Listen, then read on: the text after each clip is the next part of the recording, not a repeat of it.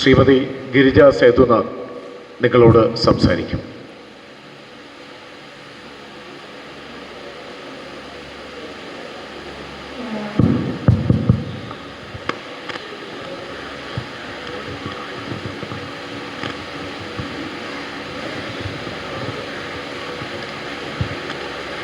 ശ്രീ സായി ഭഗവാനെ സ്തുതിച്ചുകൊണ്ട് ഞാൻ എൻ്റെ കർത്തവ്യത്തിലേക്ക് കിടക്കുകയാണ്. എനിക്കൊരു പ്രത്യേക സ്ഥാനമാണ് ഇവിടെ നൽകിയിരിക്കുന്നത്. അത് മറ്റൊന്നും കൊണ്ടല്ല, എൻ്റെ കാലിൻ്റെ അസ്വസ്ഥത മാനിച്ച് എനിക്ക് തന്നിരിക്കുന്ന ഇരുന്ന് 2 വാക്ക് പറയാം എന്നൊരു അവകാശബോധത്തോടു കൂടി ഞാൻ കുറച്ച് വാക്കുകളിലൂടെ ഞാൻ ഇവിടെ കാവ്യപൂജ നടത്താൻ ഉദ്ദേശിക്കുന്നു. ഇവിടെ സന്നിഹിതരായിരിക്കുന്ന ഏറ്റവും പ്രധാനപ്പെട്ട വ്യക്തികൾ പ്രത്യേകമായിട്ട് വരണമെന്ന് നിർബന്ധിച്ചത് കൊണ്ട് എനിക്ക് വരാണ്ടിരിക്കാൻ പറ്റിയില്ല. അതുകൊണ്ട് ഞാൻ വന്നതാണ്. അതിൽ വളരെയധികം സന്തോഷമുണ്ട് ഇവിടെ വന്ന് കണ്ടപ്പോൾ. ഞാൻ വർഷങ്ങൾക്ക് മുമ്പ് ഇവിടെ വന്നിട്ടുണ്ട്. അതെന്തിനാണെന്ന് ചോദിച്ചാൽ, അദ്ദേഹം അന്ന് എന്നോട് പറഞ്ഞത് കുട്ടികളുടെ കഥ പറയാൻ ഗിരിജ സേതുനാഥ് വരണം എന്ന്. അത് സ്വീകരിച്ചു. ഞാൻ വരികയും കുട്ടികൾക്ക് രാവിലെ തൊട്ട് ഉച്ച വരെ കഥകൾ പറഞ്ഞ് അവരെ സന്തോഷിപ്പിക്കുകയും ചെയ്തു. അവർ സന്തോഷപ്പെട്ടു എന്നാണ് എൻ്റെ ധാരണ.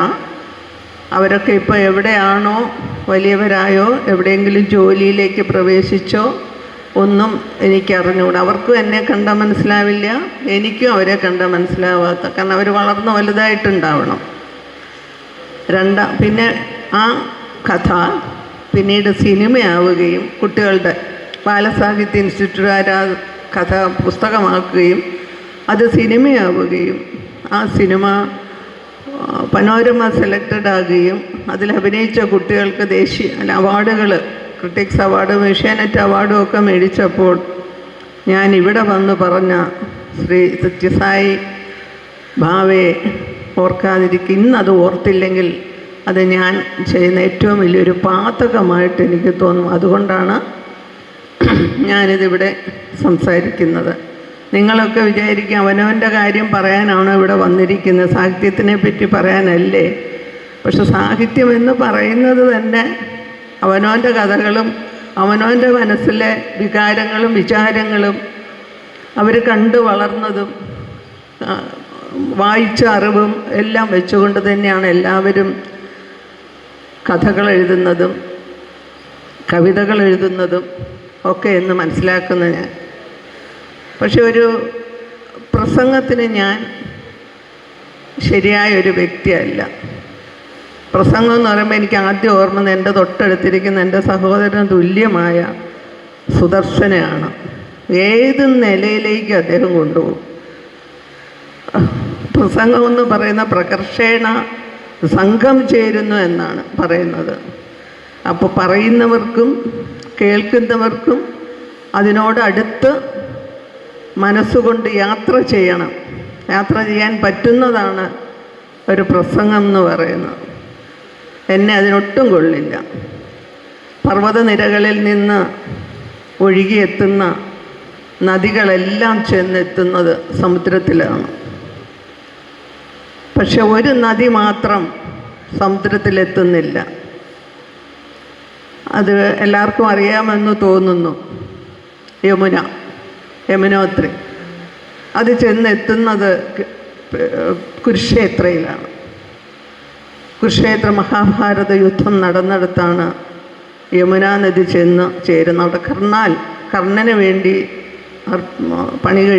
ദുര്യോധനൻ പണി കഴിപ്പിച്ച ഒരു ക്ഷേത്രമുണ്ട്, കർണാൽ എന്നറിയപ്പെടുന്ന. അവിടെയാണ് യമുനാ നദി ചെന്നൊഴുകുന്ന ഒരു ചെറിയ സ്ഥലത്ത്. അതുപോലെ ഈ സമുദ്രം പോലെ കിടക്കുന്ന ഈ എഴുത്തുകാരുടെ ഇടയിൽ ഞാനൊരു ചെറിയൊരു കുളമാണ് എന്ന് മാത്രമേ ഞാൻ അവകാശപ്പെടുന്നുള്ളൂ. അതിന് തന്നെ എനിക്ക് യോഗ്യതയുണ്ടോ എന്നെനിക്കറിയില്ല. എപ്പോഴും പണ്ട് പി ഭാസ്കരൻ മാഷ് എന്നോട് പറഞ്ഞിട്ടുണ്ട്, കുട്ടി, 1 or 2 കഥകൾ എഴുതുന്നവരെ ഒരിക്കലും ഞാൻ അംഗീകരിക്കില്ല. അവരെ ആരെയും നോവലിസ്റ്റുകളെന്നോ കവിയത്രികളെന്നോ പറയാൻ പാടില്ല. അതുകൊണ്ട് കുട്ടി ഇത് തുടർന്നു കൊണ്ടേയിരിക്കണം. 1 or 2 എഴുതിയിട്ട് നിർത്തരുത്. ഞാൻ എഴുത്തുകാരിയാണ്, ഇല്ലെങ്കിൽ എഴുത്തുകാരനാണെന്ന് പറഞ്ഞ് പ്രവചനം പറഞ്ഞുകൊണ്ട് നടക്കാനും അത് പാടില്ല എന്ന അദ്ദേഹത്തിൻ്റെ ആ വാക്കുകൾ ഞാൻ എൻ്റെ മനസ്സിലെന്നും ആദ്യ അക്ഷരം ഞാൻ രാവിലെ എഴുന്നേൽക്കുമ്പോൾ എപ്പോഴെങ്കിലും എഴുതാനായിട്ട് പേന എടുക്കുമ്പോൾ ഞാൻ ആദ്യം ആലോചിക്കുന്ന ഭാസ്കരൻ മാഷിനെയാണ്. ഭാസ്കരൻ മാഷിൻ്റെ വാക്കുകൾ എനിക്ക് എപ്പോഴും അത് ഓർമ്മ വെച്ചുകൊണ്ടാണ് ഞാനൊരു വാക്ക് രാവിലെ ഇല്ലെങ്കിൽ ഉച്ചയ്ക്ക് എപ്പോഴാണെങ്കിലും അങ്ങനെ എഴുതുന്നത്. നമുക്കത് ഓർക്കുമ്പോഴറിയാം, ഓരോരുത്തരുടെ കാലഘട്ടത്തിൽ അവരവരുടെ നാട്ടിനെ പ്രതിനിധീകരിച്ചെഴുതുന്ന വൈക്കം മുഹമ്മദ് ബഷീർ സാറ്, അദ്ദേഹത്തിൻ്റെ ഭാഷയിലാണ് അദ്ദേഹം എഴുതിയത്. അദ്ദേഹത്തിൻ്റെ അനുഭവങ്ങളാണ് അദ്ദേഹത്തിനെ എഴുത്തിലേക്ക് കൊണ്ടുപോയത്.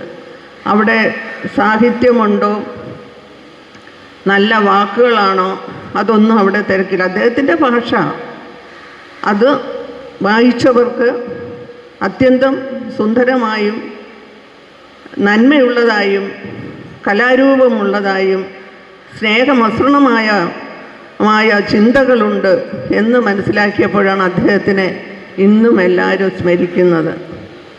അതുപോലെ തന്നെയാണ് തകഴി ശിവശങ്കരൻ അദ്ദേഹത്തിൻ്റെ ആലപ്പുഴയിലുള്ള കടൽ തീരത്ത് അദ്ദേഹം സഞ്ചരിച്ച അവിടുത്തെ പരീക്കുട്ടിയും കറുത്തമ്മയും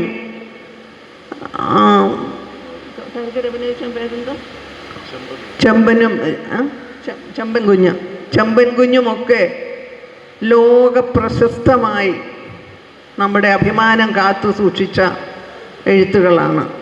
51 അക്ഷരത്തിനെ കീറി മുറിച്ച് അതിൻ്റെ സത്തെടുത്ത് മലയാള ഭാഷയെ നാടും നഗരവും നാട്ടാരും കഴിഞ്ഞ് അന്യദേശത്തേക്ക് കൊണ്ടുപോകാൻ എഴുത്തുകാർക്ക് കഴിഞ്ഞു.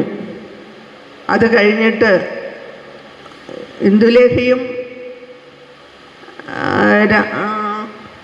മറന്നുപോയി, വയസ്സായതിൻ്റെ മറവിയുണ്ട്, അതിൻ്റെയൊക്കെ ചുവട് പിടിച്ചപ്പോൾ സാധാരണക്കാർക്ക് വായിച്ചാൽ മനസ്സിലാകുന്ന ഭാഷയല്ല എന്ന് സംസ്കൃതം ചേർന്നതാണ്.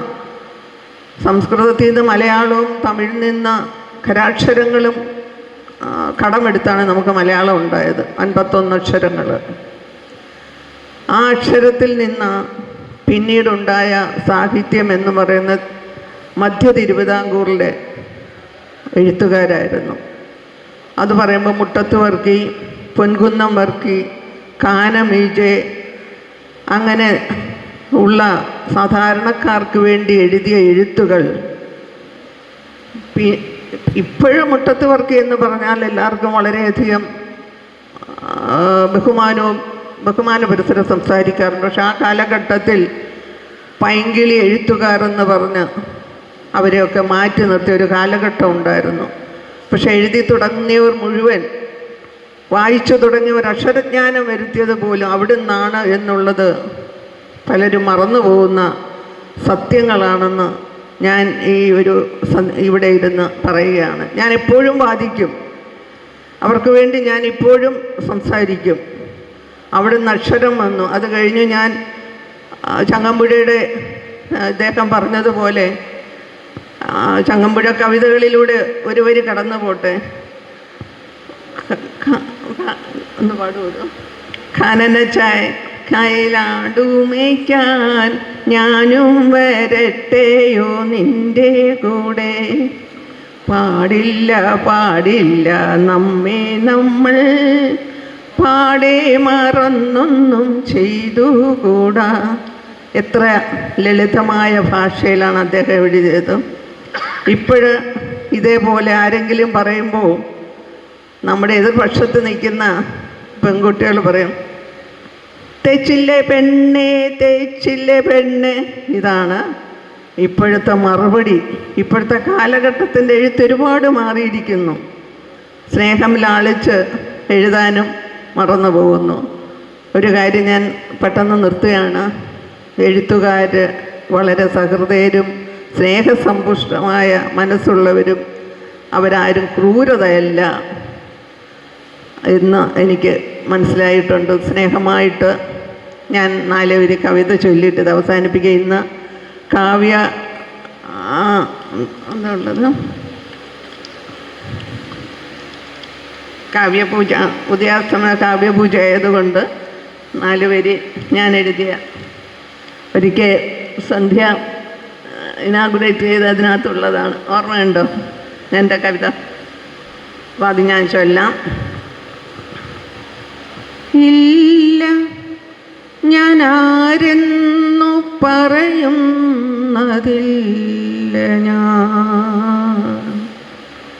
ഇല്ല ഞാൻ ആരെന്നു പറയുന്നതില്ല, ആരോരുമില്ലാത്തൊരന്തരാളത്തിൽ പ്രണയം നീ എന്നറിഞ്ഞു ഞാൻ നീറി, സ്നേഹം നീ എന്നറിഞ്ഞു ഞാൻ തൂകി. ഒന്നുമെനിക്കോർമ്മയില്ല, ഒന്നുമെനിക്കോർമ്മയില്ല, അറിയുന്നു നാം ഏതോ നിമിഷങ്ങളിൽ ഒന്നായിരുന്നിടാ. ആരാളും ആരായിരുന്നാലും എന്നെ വരിഞ്ഞു വീർപ്പിച്ചും മനസ്സിലെ അസ്വസ്ഥരാവുകൾക്കെന്നും കൂട്ടായിരുന്നു. വാക്കുകൾ തന്നു, വരം തന്നു, കൂടണയാൻ വന്നു കൂടുമെനിക്ക് ഇനി. പിന്നെ വെറുപ്പുള്ള വാക്കുകൾ ചൊല്ലി വെറുക്കാതിരിക്കാൻ തളച്ചിട്ടൊരാവിയും അഭയമായി കൈകൾ നീട്ടു എൻ്റെ പ്രണയക്കുരുത്തോലെ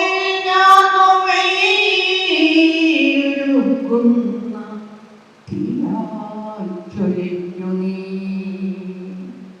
നിന്റെ സ്വപ്നനിമിഷങ്ങൾക്കും നന്ദിയാവട്ടെ ഞാൻ, നന്ദിയാവട്ടെ ഞാൻ. എന്നെ ശ്രമിച്ചല്ല